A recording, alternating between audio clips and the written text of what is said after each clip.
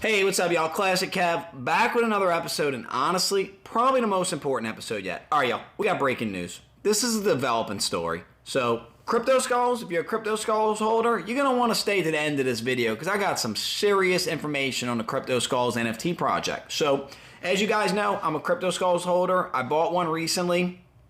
And honestly, y'all, for 2022, it is hands down the project I am most excited about. So the other night, we had a Twitter Spaces, right? And Alex, the founder of the Crypto Skulls, was actually in the Twitter Spaces. Now, here's what's wild, y'all, is that Alex doesn't speak English. He only speaks Russian.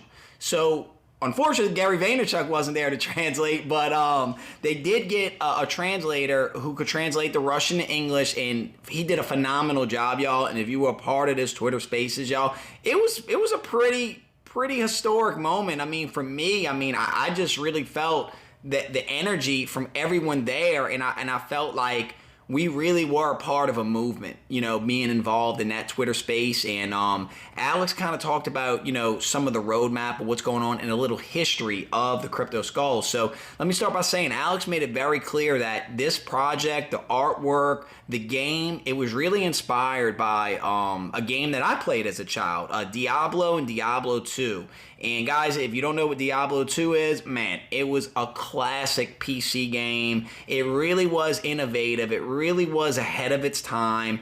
And he drew a lot of the inspiration from this project, from that game. So now going forward, y'all, as you know, a game is coming out. A play-to-earn game is coming out. It's going to be a PvP play-to-earn game that's going to be based on the Crypto Skulls, where your skull and its traits and its identity is actually going to be utilized as utility in the game. Now, the game was actually, Alex said the game was actually supposed to come out, but because of all the innovation around the project now and all the attention around the project, he wanted to take a little bit more time to make the game a little more polished and a little bit more, you know, ready for launch. And I respect that, y'all. I respect, you know, somebody not rushing something out. Now, he talked about some stuff that they're currently working for in the game now is API for integration into other games. For example, look at Sandbox, you know, one of the top metaverses on the Ethereum blockchain at Decentraland.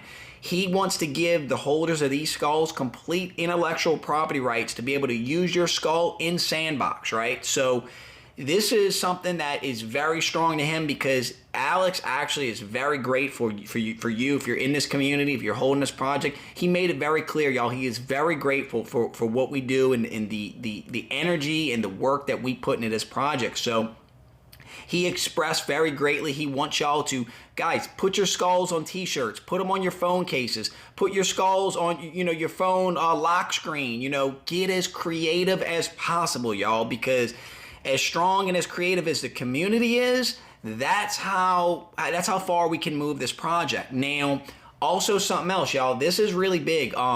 So he decided, y'all, there's about 1,500 skulls that he is going to donate to the DAO. It's a decentralized autonomous organization. If you don't know what that is, just think of like a board of directors, right? It's like kind of like a board of directors. So he decided to give these 1,500 skulls to the DAO. Guys, he could have sold these and pocketed the money, right? He could have gave them to, you know, rich celebrities as friends. No.